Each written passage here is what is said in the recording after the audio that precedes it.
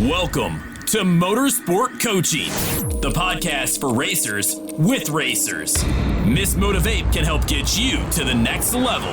Every episode, she talks to the best racers of today and those that can get you there. She'll help you get better. Racing news. At fitness, nutrition, sports psychology, sponsorship, social media, public relations, and media training.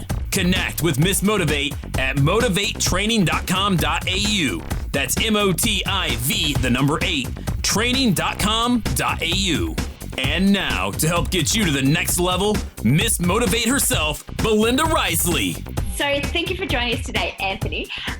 Tell us a little bit about yourself. Thank you for having me. Awesome to be here. From me, I'm a digital marketer based in Shepparton, Victoria, so regional Australia. And yes, I run a business called Attention Media, which is a digital marketing agency. And we focus on social media marketing in particular. And we love helping regional businesses, regional entrepreneurs. Basically, we love helping anybody, but that's our real focus. So we are all about the digital and social media marketing. And how did you get into social media marketing? I mean, I know it's big. Yeah. Look, it was. It's always been something. I've always been pretty techie, and I've always loved, the latest iPhone and all that sort of thing. And when social media first started to come out, back when the days of when Facebook got released to the public. It was also always something that I enjoyed. If people remember MSN Messenger back in the day, like everybody loved that platform. Yes. And like from then onwards, I've always enjoyed social media, creating content. It's a great creative platform. But the reason how I started the business was I was working for the family business. This is starting back 10 years ago, and went into that sort of sales and marketing role. And over the years, just kept building on that. So been learning as much as I could and putting as much into practice as I could. And it got to the point where I had people coming to me because of the content that I was putting out. And they were saying, hey, look, we'd love some help with our social media. Can you help us do this, that? We want to grow the business. We want to build our brand. And I said, yeah, sure. And it got to the point where I had clients and I had a business, and it's just grown and grown from there. Oh, that's fantastic. And do you have a favourite platform for yourself, and why is that? Personally, right now, my favourite is Instagram, basically because it's a really personal platform, right? It's where you can share bits about yourself, share bits about business. It's very versatile. You've got Instagram stories. You've got direct messages. There's lots happening on the platform. So it's definitely my favourite at the moment. Fantastic. Well, obviously our athletes, our competitors, have that wonderful joy of having to promote themselves as well as their sponsors. So from a branding point of view, is there a preferred platform you recommend at the moment? Obviously, Facebook's great for engagement. Instagram stories more about behind the athlete and what they do on a day-to-day. But so first point, is there a preferred platform for branding for athletes? Or look, there's not necessarily a preferred platform, and I mean, there may be one in the motorsport industry. Twitter could be very popular inside that motorsport industry because it's very much about, it gets called the water cooler of our society, right? Because Twitter's very back and forth, lots of news, and it's stuff that's happening right now. So you have to remember that you need to try and use each platform to its advantages. Like every platform's different. The way people use Facebook is different to the way people use Instagram. The way people use Instagram is different to the way people use Twitter.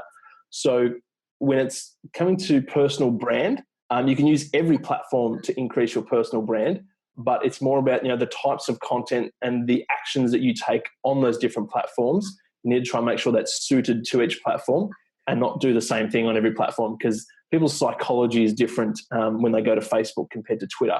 So I say every platform is great for building your personal brand, but there's just different ways to go about it depending on the platform.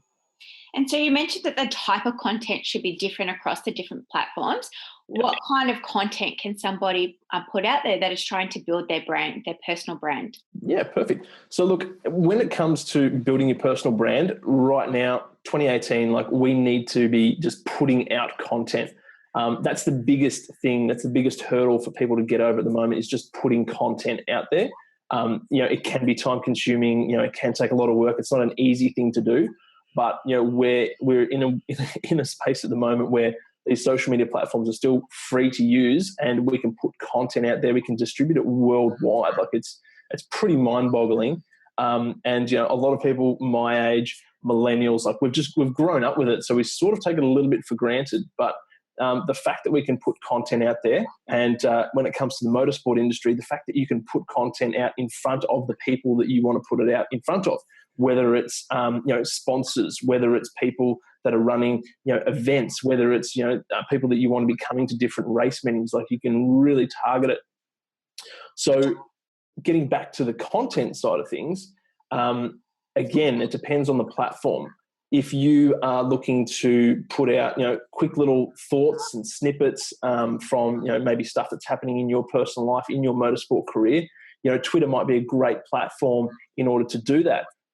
If you're looking at creating some video content, then Facebook is a definite platform to put that longer form video content out.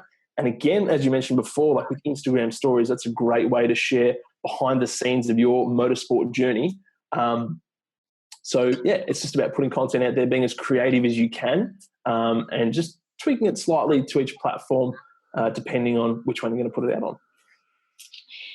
Fantastic. And do you recommend that the athletes have a different page to their personal page, for example, on Facebook?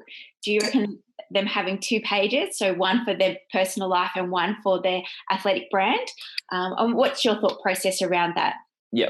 Look, I would definitely suggest that for a couple of reasons. One, you may want to keep your personal life personal, which is just exactly, that's your prerogative, and that's more having a business page or a career page. That gives you the opportunity to segment those two things. So if you just want to keep your personal Facebook page, for example, friends and family, then you can do that. But you also need to be building your brand, and you can do that on that business page, on that Facebook page. So that gives you the option to segment, but it also gives you the opportunity to really use the analytics and the data and all that techie stuff, which can be used really simply to give you feedback on the types of content that you're putting out, so that you know what's resonating with your audience, what's working best, what people enjoy, what type of people are actually following you and engaging with your content, which you can't get from a personal profile. So using a page is a big win for most of those reasons. And I heard on a recent Facebook Live that you did that there's a function called Insights. They can pull that data. So can you tell our guys a little bit more about that? So Definitely. So Facebook Insights is exactly what I was talking about with analytics before. That's where you get all the analytics. So when you go to your Facebook page, you can, up the top of the page, there'll be all the different settings, and one of those tabs says Insights. And if you click on that tab, that then opens up a whole world of different information and data. So it'll tell you, how many people are following your page, where those people are located. It'll tell you, the days and times that they're most likely to be online. So it'll graph it all out for you. And then it'll go into things, all the data from the content that you've put out. So it'll show you how many people each post has reached, the engagement, the number of comments. So there's stacks and stacks of information there, which is really simple and easy. You don't have to be a social media marketer. You don't have to be a really techie person. You can look at this information and straight away you can see what's working and what's not. And you can also see who's engaging with your content, who's following your page, all that really cool information. So rather than just putting content out there and hoping that it sticks, you can really have a deep dive into the analytics and see what works best and then do more of that. Fantastic story. Wow, that sounds an awesome tool that we can access at any time. So thanks for that tip, Anne. Just another tip, how do people go about growing their list? Their followers? So, as in their following. Look, basically, again, it comes down to content, right? You have to be putting something out there for people to be interested in following you. So content is the biggest thing. Consistency as well with your content is another important thing, because the way the algorithms work these days, and by algorithm, that's the brains behind the social media platforms that decide which posts are going to be shown in the newsfeed. And the way to make them happy and get more of your content seen by people is to be consistent with your posting. There's a few reasons for that. When you, let's say, for example, you're going to post to Facebook on a daily basis, when you do that and people start engaging with your content, so they start hitting that like button, they start leaving you some comments, what that does is tells the algorithm that people like this content, they like that post, but it also tells them that your page, your Facebook page, is active and somebody's there, somebody's putting out content on a regular basis. And that means that they're going to show your content to more people more often. If, for example, you were just going to post once a week, then there's going to be less engagement, there's going to be less comments, and that tells Facebook that there's not a lot happening and that your content isn't as important or it isn't a priority. So you're not going to be seen as often. So when you go and you hit that publish button, you could have crickets if you're not posting consistently. And often people get discouraged. They're like, oh, I put a post out and, it only got like 3 views or it only got 1 like. But it's very much about being consistent and putting out as much content as you can because it just snowballs. Everything picks up. It's like, for example, if you were watching your favorite TV program and they only put out, 1 show a year, well, it wouldn't be your favorite TV show because there's only 1 episode. And once you've watched that, it's gone. Yeah. So it's exactly the same with your Facebook page. If you've got multiple pieces of content, if you've got multiple episodes going out, there's lots for people to come back and consume. And that's when you'll get a bigger following, you'll get more likes, you get more engagement, and it all snowballs from there. So you're talking about consistency. Is there a general rule of thumb how often that consistency is on each of the platforms? So let's say for Facebook. Yeah, look, there's so much information out there. Everybody's got a different point of view. So while there are some best practices, it really does come down to you testing and measuring with your own social media because everybody's business is different, everybody's content is different, everybody's followers are different. But general best practice is you want to be making sure that you're trying to put out a post a day on Facebook. That's the general best practice at the moment, at least 1 post a day. And again, a little quick tip, with the insights on Facebook, if you go to that insights tab, you can see a timeline on when the most people are active on your Facebook page or online, so they're most likely to see it. So if you're going to post once a day on Facebook, try and post at that time when the most people are online because you're more likely to get that content in front of more people. Fantastic. So that's a little tip for Facebook. On Instagram, again, 1 post a day. Some people do more than that. Some people do 2, some people do 3, some people do 4. But again, it's about testing and measuring. But if you have that consistency of 1 post a day, that's going to allow you to build that following, make sure that you've got plenty of fresh new content out there for people to consume. If we want to look at Twitter, that's a whole separate beast, right? So Twitter, you can be posting 4, 5, 6, 7 times a day. Some people even suggest you should be posting on Twitter up to 15 times a day. Oh, really? And before you freak out, because I know, how am I going to post to Twitter 15 times a day? I'm never going to have any time for practice. Look, it's just about doing as much as you can. So it's doing the best you can with the time you've got. But again, if you're being consistent on Twitter and you're putting out 1 or 2 tweets a day, then that's as much as you need, right? And there's lots of other things that go with social media. It's not just about the posting to build that following or to get your content in front of the right people. So Facebook once a day, Instagram once a day, do as many stories as you can. People love stories. And Twitter a couple of times a day as well. The thing with Twitter, the reason why, I'll add some context to this, the reason why you can post many more times on Twitter is because the algorithm's different on Twitter. And your post doesn't stay in the Twitter feed as long because there's such a volume of posts. So every second there's hundreds and hundreds of posts being sent on Twitter. And that means that within 15 minutes, your post has dropped so low in the news feed that it's going to be hard for people to come across. So if you're consistently putting a post up, every couple of hours, then you've got fresh content there every time people go to their phone. So that's a little tip too. Thanks for that. And now you mentioned the word algorithm.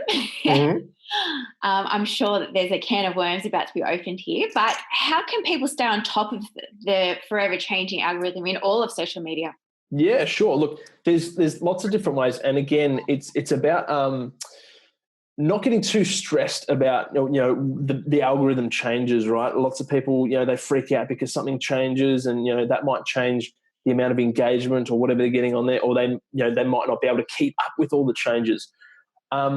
There's lots of websites. There's lots of podcasts. I'll give you a couple of my favorite, which really help me stay on top of all these changes. So a great website to keep in touch is Social Media Today. So you can literally search Social Media Today and that'll come up with their website. They're constantly posting all the latest and greatest in social media. So if you want to jump on a website, they will always keep you updated. If you want to listen to a podcast, the Social Media Marketing Podcast is a great one to listen to because, again, they're always new episodes are being released all the time, and it's always something to do with the latest updates around social media. And the third thing is literally just to stay involved with your social media accounts, right? Keep testing, keep measuring, keep looking at how things are working, and keep playing around. You've got to be involved in the platform to know what's going on. And they're probably the 3 tips that I'd put out there. Fantastic. Thanks for those. And now moving back in line with some content and what can people actually post, do you have some recommendations on what they can post on, obviously, on those weeks when they aren't racing? Yeah, look, the thing that I always say with social media is that, people go online to, either be educated, to be entertained, or just to blow off some time, basically. So you want to try and create content that, speaks to those different mindsets. So you can put out content that might be educational. So you might be putting out, the things that you've learnt in motorsport over the last week. Or you could put out some content that's entertaining. So you might, put up some content from your latest race, or you might have been out with some friends and been recording some stuff, and you can put that out. So it really is about putting stuff out when it comes to personal brand that is about you. It doesn't have to be personal as in your personal life, but you have that motorsport career, you have that passion for driving. So put out content around that, because that's the things that you like, that's the things that you love to do. And when you put out content about that stuff, it's really authentic, and people engage with authentic content. We can all smell when somebody's, putting on a front or, faking things, but there's loads and loads of people out there who love motorsport, right? You guys know that. And there's loads and loads of people out there who are thinking about motorsport, and, they love consuming all that content. So if you're putting out content around your passion, other people love that stuff, they're going to consume that. So be you, and basically online, show people what you love to do, give them some value, give them some behind the scenes, and in no time, you'll be building a big following. And how do you recommend they do that, Anthony? Are you suggesting videos all the time, or is it great to have a good mix of videos and text? We always hear that video is best, but Is it always best? Look, no, it's not always best, because, again, it depends on the platform, right? And it depends who your audience is, and it depends what you're trying to achieve with your content. So let's keep it really, really simple. Generally, it's good to have like a good mix, okay? We want video. Video works really well. Because, again, that algorithm loves video content. So they are going to give you more reach. They're going to show more people your content if it is a video, as opposed to a plain text or an image, specifically on Facebook. When it comes to Twitter is a very fast-paced environment. So just your normal Twitter update and adding an image. Images are statistically shown to get more engagement and more reach with each tweet. So again, Twitter is about fast-paced, and it's a fast-paced environment. So just your normal tweet, but if you can whack in an image or a photo as well, that'll give you an extra boost. When it comes to Instagram, currently they say, and we just have to take this for granted, or you can do some testing yourself, but they say that when you post to your newsfeed, there's currently no preference over images or video. So whereas Facebook loves video more, Instagram is exactly the same. So whether you're putting up some short snippets of video on Instagram or just images, you don't have to get too stressed about which one is going to perform better, because they're equal at this stage. But I always say that it depends what you're trying to, the message you're trying to convey with your audience. If it has to be video, if you want to show people something where, that visual aspect, that if you want to show them things, then go for it. If it's more of an update, quick conversational piece, then keep it to text and maybe throw in an image. And along the lines of the video content, is there restrictions or recommendations to how long each video should be, again, on each of the platforms? Yeah, definitely. And again, like you can Google these things really simply. If you just Google Facebook video lengths, it'll come up with a list of all the different data points that you need for your video. Video on Facebook, you can pretty much have anything as long as you like. I think you can put up to 4 hours on a video on Facebook. Yeah. Wow. So you can have this massive upload. So don't stress about that on Facebook. On Instagram, it's a little bit different. So stories are 15 seconds, but normally you're just going to record that on your phone. But if you're uploading a video to Instagram to your feed, they have a cap of 60 seconds. So it has to be under 60 seconds in order for that video to go on your feed. And Twitter, I should know. I think it's 10 minutes for Twitter, a video. Yeah. And it's 10 minutes for LinkedIn. We haven't mentioned LinkedIn yet, but I know it's 10 minutes for LinkedIn as well. So they are basically, the different formats for video. Mm-hmm. And what about the big thing around hashtags? What are hashtags and what? Oh, hashtags. Hashtags. Do they play in promotion and social media? Cool. So hashtags. Now, we could spend a day talking about hashtags. Easy. I'll try and keep it nice and simple for you. So currently, hashtags is how people find content the most when it comes to Instagram, right? That's why we add those hashtags in, because people will search for hashtag motorsport and that'll bring up a whole feed of images that have that hashtag. Okay. So that's how people outside of your friends and family, outside of the people that already follow you, that's how people will generally come across your content, by searching for that hashtag. Now, you can add up to 30 hashtags per post on Instagram. Some people say you should do a few less than that so people can add their own hashtags in the comments, because once you've added 30 hashtags, that's it. You can't fit any more in that post. But again, it's about testing and measuring. With the latest Instagram algorithm, people have said that, they've found that anywhere between 10 to 11 hashtags is the best amount for reach and engagement. So really it is about just trying it for yourself. The other thing that came up in the Instagram algorithm was that people had often been putting their hashtags in the comment below their caption on their post to keep it nice and neat, which all the social media platforms want everything to look good and be a great user experience. So instead of having a whack of hashtags in the caption, people have been putting them in the comments below. But with all the spam and the bots and all that sort of thing that goes on, the latest Instagram algorithm, they had mentioned that hashtags should go back in your caption, because when people just post a whole comment that's just hashtags, it looks really spammy and they didn't like that either. So I've been testing and measuring a few different things, and I haven't found a huge difference in putting the comments, the hashtags in the comment section as opposed to the captions. But again, it's just about testing and trying. So don't stress too much. Have a go, see what works, see what doesn't. But they're the general rules for hashtags. So you've said that's for Instagram. Do you still put hashtags with Facebook and Twitter? So Twitter, yes, definitely. You'd generally want to use a lot less. So anywhere sort of between 2 and 3 hashtags on Twitter is the best practice. When it comes to Facebook, you don't need hashtags whatsoever, because Facebook actually makes every word on Facebook searchable. So you actually don't need the hashtag symbol in front of, let's say we're going to talk motorsport. So instead of having hashtag motorsport, that word motorsport is searchable on Facebook.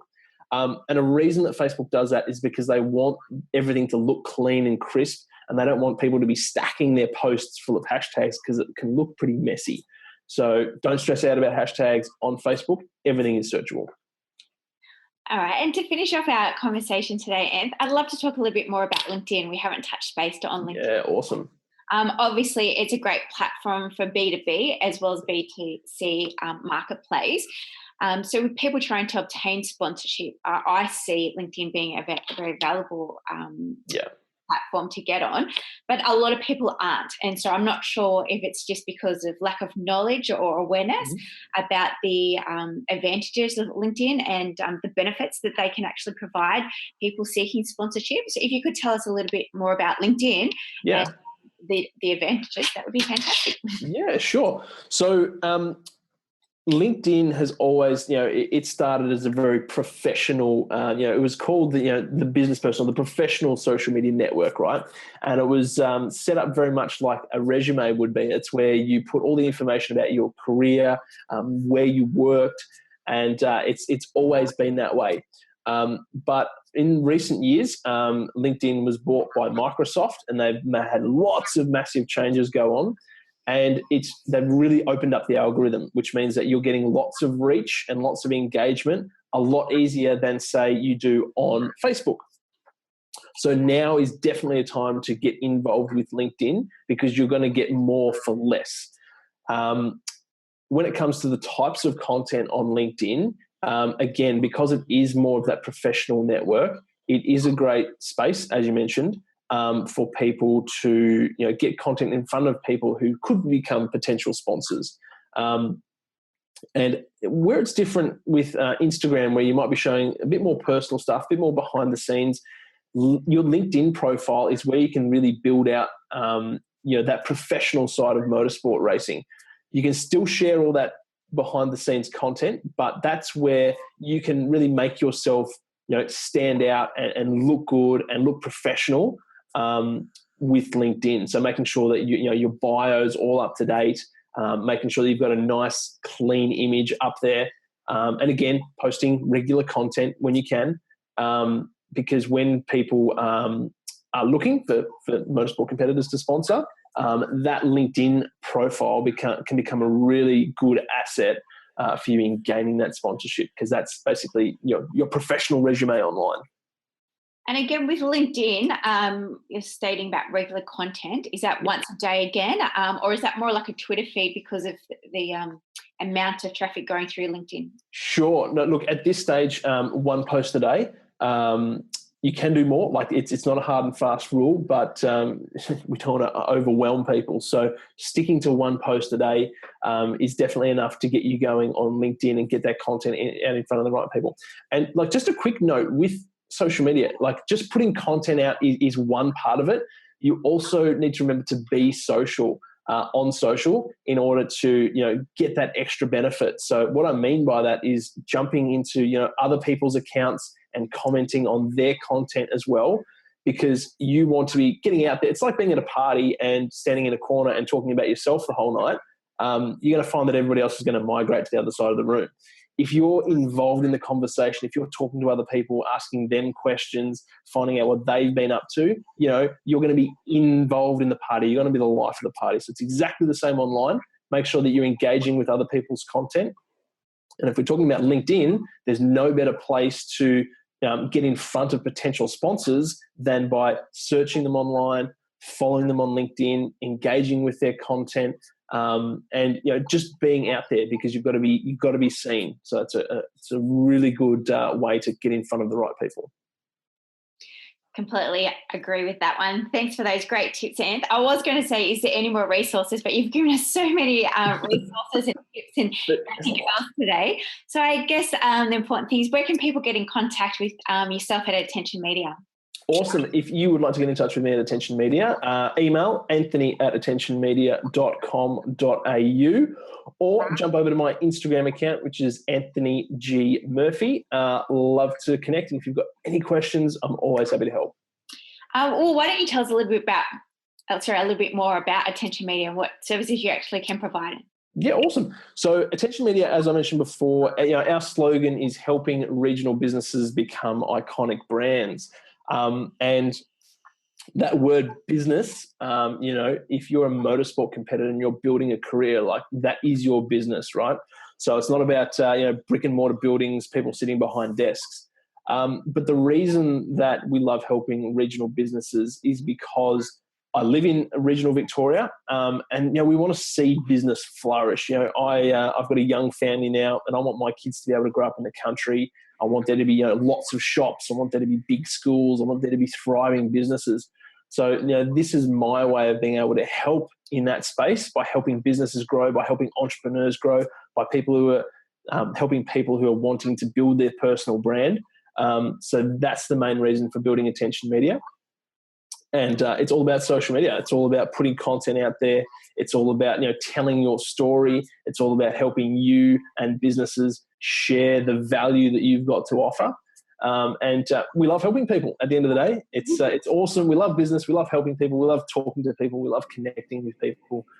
So it's a lot of fun. It's a lot of fun. And don't be biased now, Anthony. You do have your own podcast as well. Do I? Oh, awesome. Plug your own podcast here. Shameless plug time, guys.